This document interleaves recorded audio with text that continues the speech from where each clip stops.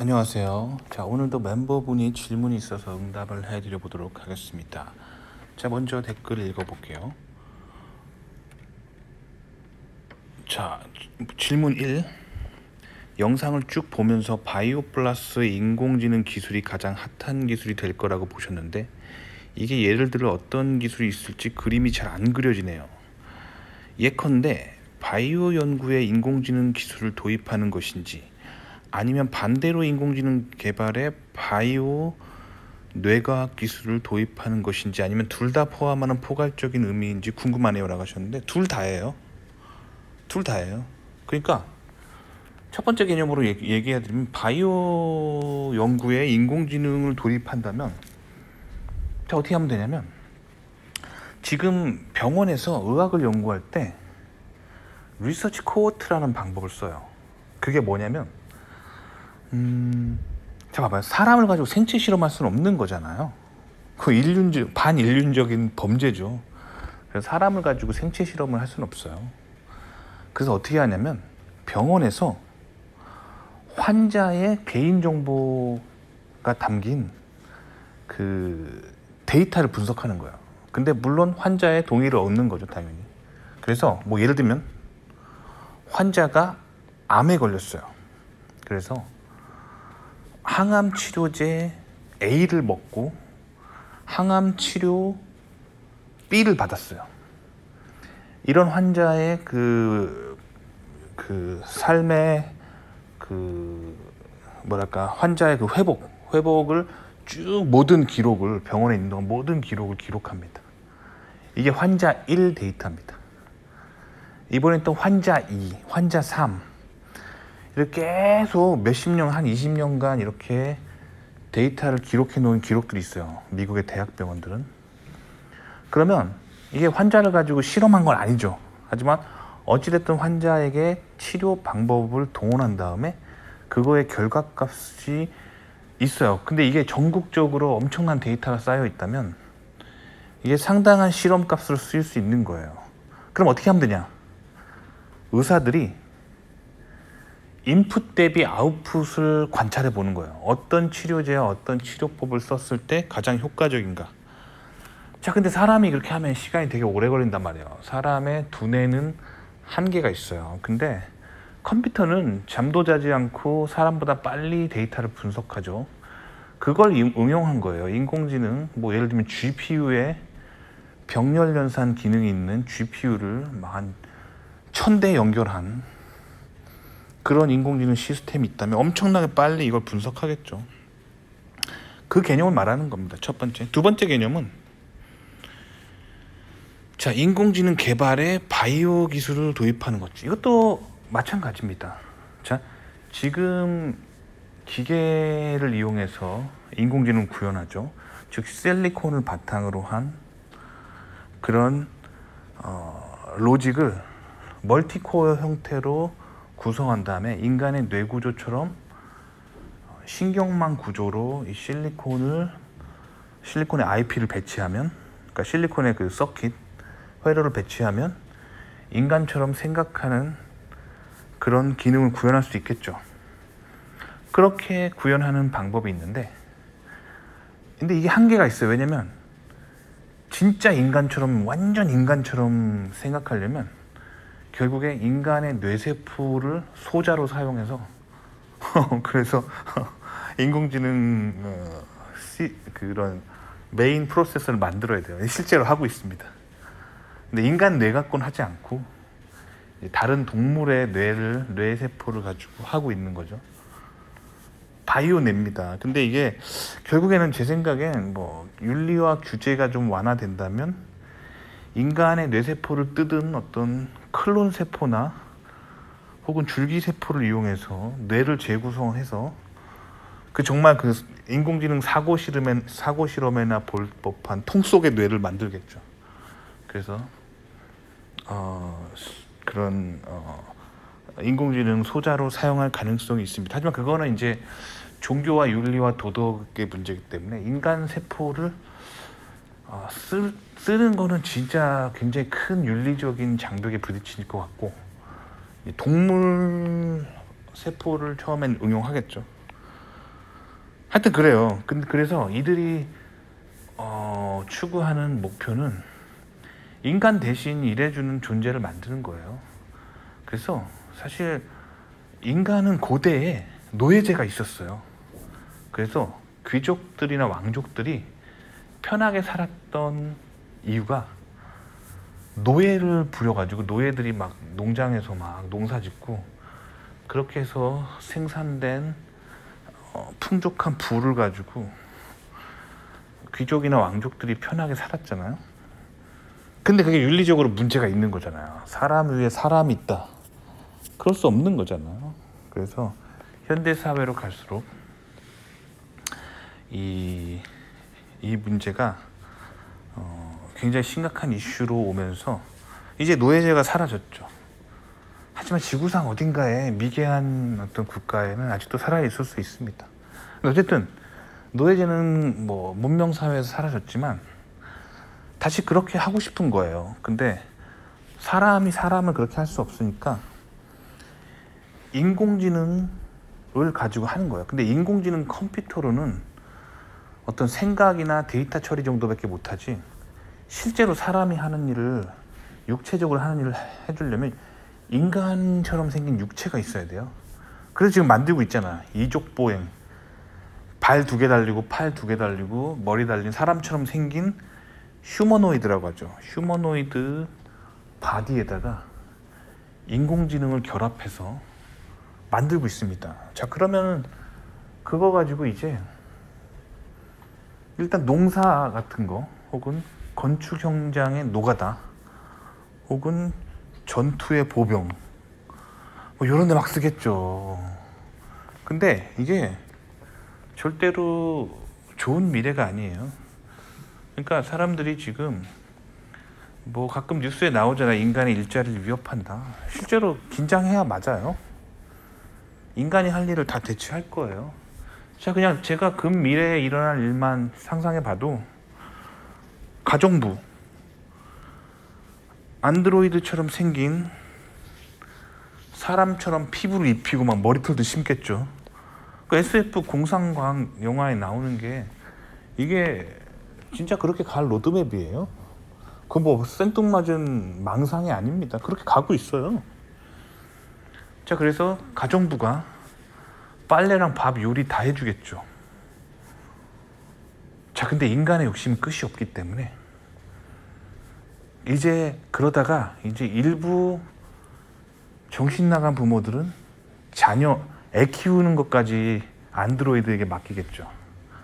그러면 그 아이는 이제 심각한 인성을 잃어버린 인간이 되겠죠.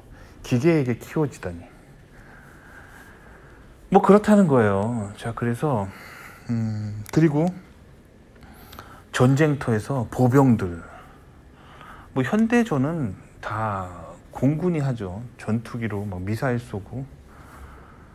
뭐 그런데 일부 뭐 산악지대나 뭐 특정 지형에서는 보병이 필요하죠. 근데 보병 얼마나 힘들어요. 걸어다니면서 총 들고 다니면서 먹을 거 못 먹어가면서 막 숲속에서 막 돌아다니면서 전투하고 얼마나 힘들어요. 그러니까 그것도 이족보행 로봇이 하겠죠. 그렇게 되면 진짜 디스토피아죠.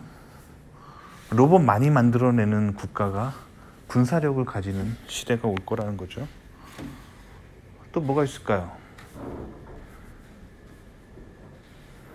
각종 뭐 개인용 비서, 운전사, 배달 이런 거 싹 다 그리 안드로이드가 하겠죠. 뭐 물론 지금도 자율주행 자동차는 있지만 자율주행 자동차는 도로에밖에 못 가요.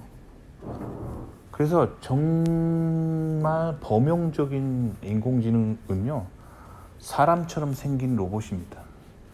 그러면 기존의 자동차 그대로 쓸 수 있어요. 거기 앞좌석에 운전석에 그 안드로이드 앉혀놓고 어디 가자 하면 가는 거죠.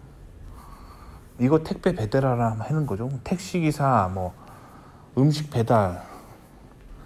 그리고 공장에 가면은 수작업 해야 되는 게 있어요. 아직도 2023년에도 공장 가잖아요. 뭐 예를 들면 뭐 PCB 공장 같은데 웬만하면 다 자동화가 돼 있는데 아직도 그 일부 개발도상국에 있는 그 싸구려 PCB들은 사람이 고무장갑 끼고 그 구리판을 막 산성용하게 넣었다 뺐다 하면서 막 그렇게 해요. 근데 그런 인건비보다 로봇이 더 싸진다. 그럼 로봇이 다 대체하는 거예요. 그리고 아직도 일부 싸구려 전자 부품들은 뭐 중국이나 이런 데 가면은 생산 라인에 직원들이 앉아 있어요. 그래서 오면은 현미경으로 회로를 현미경에 올려놓고 본 다음에 어디 합선된 데 없는지 눈으로 테스트하는 게 아직 있거든요.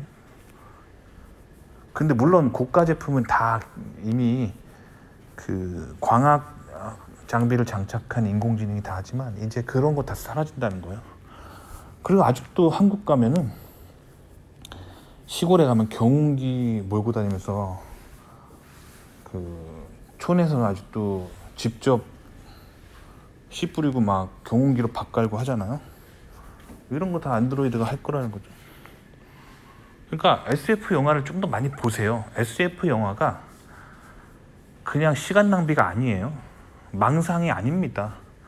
SF 영화 감독들, 특히 헐리우드 SF 영화 감독은 어떻게 SF 영화를 만드냐면 미국 전국의 이공계 대학원을 돌아다녀요.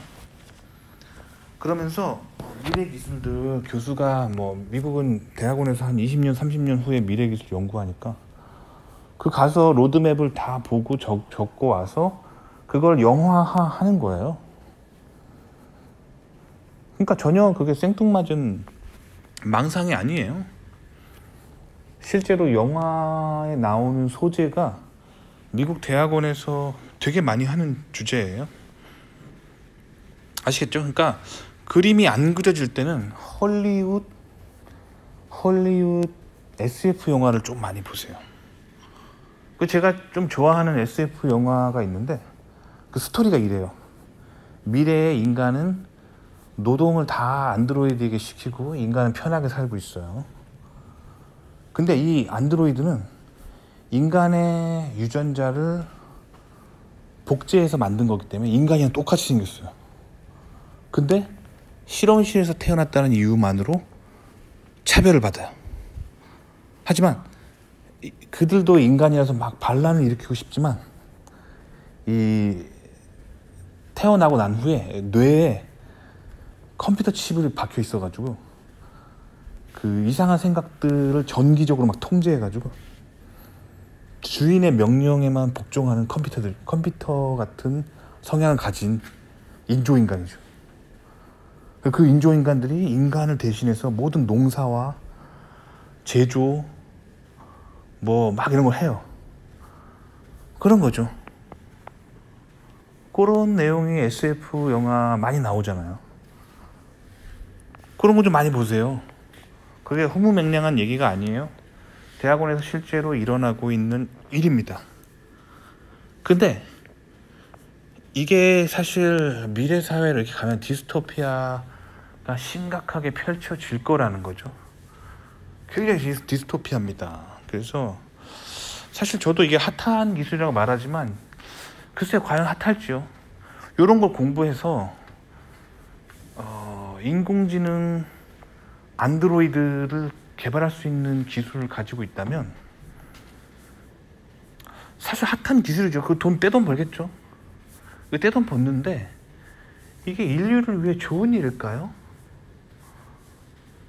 그러니까 저도 사실 굉장히 망설여져요. 그래서 원래 제가 박사과정 때 공부했던 건 뭐냐면 생체 전자칩, 생체에 삽입하는 의료 장비 이런 거를 만드는 기반 기술이었어요. 그러니까 한마디로 컴퓨터와 인간의 결합. 이게 제가 박사과정 때 공부한 거예요. 근데 저는 컴퓨터를 인간에게 결합하는 기술을 전혀 사용하고 있지 않아요. 졸업하고는. 그리고 그냥 컴퓨터 기술만 그냥 일반 컴퓨터 공학자처럼 일반 컴퓨터 엔지니어처럼 그냥 컴퓨터 기술을 이용해서 그냥 평범한 컴퓨터 그쪽에만 있고 싶어요. 왜 그런 생각하냐면 컴퓨터와 인간의 결합을 계속하면 되게 핫한 토픽이긴 한데, 개인적으로 저는 제가 막 인간을 통제하는 시스템을 만들고 싶지 않아요. 그러니까 인간의 뇌에다 전자칩을 박아가지고, 막 생각해봐요. 입장 바꿔 생각해봐요. 지금 님이 취업하려고 되게 힘들고 막 공부 많이 해야 되잖아요. 근데 제가 만약에 거대 대기업을 만들었다고 쳐봐요. 그리고 뇌에 박는 전자칩 메모리를 개발했어요. 뇌에 박는 전자칩 CPU를 개발했어요.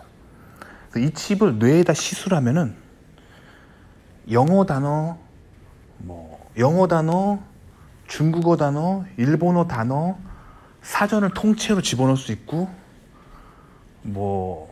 법전을 통째로 집어넣을 수 있고, 이런 거를 만들었다고 쳐봐요.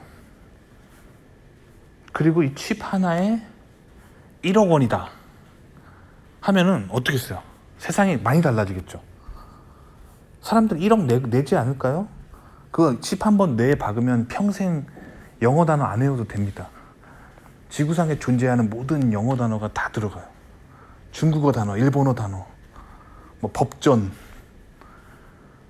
미적분 공식집 다 들어갑니다. 그럼 어때요? 공부 안 하겠죠. 차라리 1억 부자들은 엄마 1억만 줘 해가지고 머리에 심겠죠. 굉장히 디스토피아가 나타날 겁니다. 그죠? 인간성을 말살된 세상이 나타나겠죠. 그죠? 그렇단 말이에요. 그리고 지금 여러분들 궁금한 거 있으면 폰 꺼내서 와이파이를 연결하고 생성형 인공지능에게 물어보거나 서치 엔진을 검색하잖아요. 근데 이 와이파이 칩을 뇌에다 박을 수 있다. 그래서 생각만으로 www.어디 웹사이트에 생각만으로 접속해서 그냥 멘탈이 바로 접속해서 모르는 거 딱 찾아올 수 있다. 어때요? 이렇게 하고 이 칩 2억 원 어때요? 혹하죠? 혹하단 말이에요. 근데 그 칩 나와봐요. 그러면 인간성은 끝나버리는 세상이 옵니다. 굉장히 디스토피아가 오겠죠. 부자들은 엄청난 그런 신과 같이 똑똑하게 돼버릴 거고, 가난한 사람들은 미개하게 전락하겠죠. 그런 세상이 오는 거예요. 그렇죠? 그래서 저는 이제 컴퓨터를 인간과 결합하는 기술을 공부할 때는 저도 SF 영화에 나오는 그런 멋진 거다라고 시작을 했는데, 하면 할수록 망설여지더라고. 내가 이걸 해야 하는가? 그리고 저는 또 개인적으로 개신교인으로서 종교를 가지고 있기 때문에 거기까지 가는 게 옳은가 계속 고민하고 있어요. 하지만 일반적인 컴퓨터 기술까지는 저도 오케이입니다. 그냥 컴퓨터 기술은 가치 중립적이라고 생각해요. 그리고 컴퓨터를 이용해서 좋은 일도 많이 할 수 있으니까요. 이렇게 여러분에게 폰 하나로 여러분들을 도와줄 수도 있고 보람찬 일도 많이 할 수 있어요. 하지만 인간의 뇌에 컴퓨터를 집어넣는 거는 굉장히 심각한 윤리적인, 종교적인, 철학적인 이슈가 발생할 수 있습니다. 인간의 존재 자체가 변화하는 타이밍이기 때문에 그것까지는 하고 싶지 않습니다만, 제 아들이 노인이 됐을 때는 누구나 그러게 할 수 있는 시대가 올 겁니다. 그래서 사람들은 고민하겠죠. 내가 돈을 엄청 쏟아 부어서 뇌에 칩을 받는 수술을 받을 것인가 아닐 것인가. 근데 이미 한국 사람들은 이미 패배했어요. 지금만 봐도 그렇잖아요. 지금만 봐도 예뻐지고 잘생겨진다면 성형수술 하잖아요. 몇 천만 원 내고 하잖아요. 성형수술 왜 해요? 더 예쁘고 더 잘생겨지면 인기가 많아지고 취업도 잘 될 거라고 믿는 거죠. 그래서 몇 천만 원 쓰잖아요 이미. 근데 뇌 컴퓨터 칩을 박는다. 한국에 할 겁니다. 한국 사람들 많이. 그죠? 근데 미국 사람들은 잘 안 해요. 미국 사람들은 성형수술도 잘 안 합니다. 한국 사람들은 뭐 성공한다면 다 하게 돼 있어요. 약간 그런 마인드가 있어요. 왜냐면 전쟁과 기아에 허덕이던 그런 안타까운 근현대사가 있기 때문에 사람들이 이렇게 돈 중심적, 성공 중심적 막 그렇게 달려가는 그 욕망이 되게 강해요. 한국 사람들이. 근데 미국 사람들은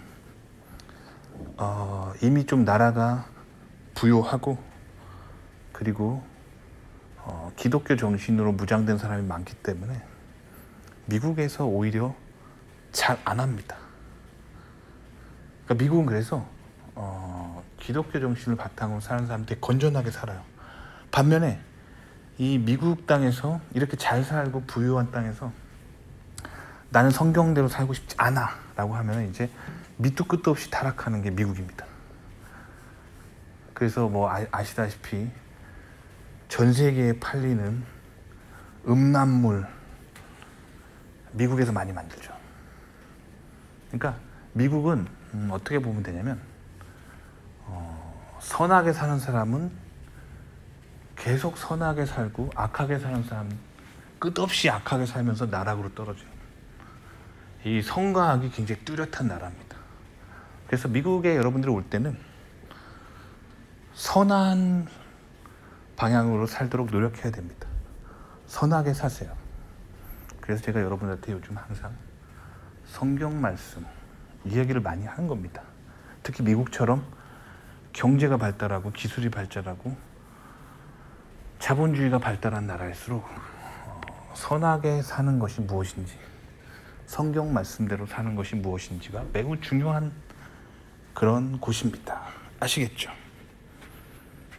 자, 그 다음 두 번째 진로 관련 질문. 자, 요거는 다음 시간으로 넘어가도록 하겠습니다. 굉장히 많은 얘기를 했기 때문에. 자, 그래서 일단 첫 번째 질문에 대답이 되셨기를 바랍니다.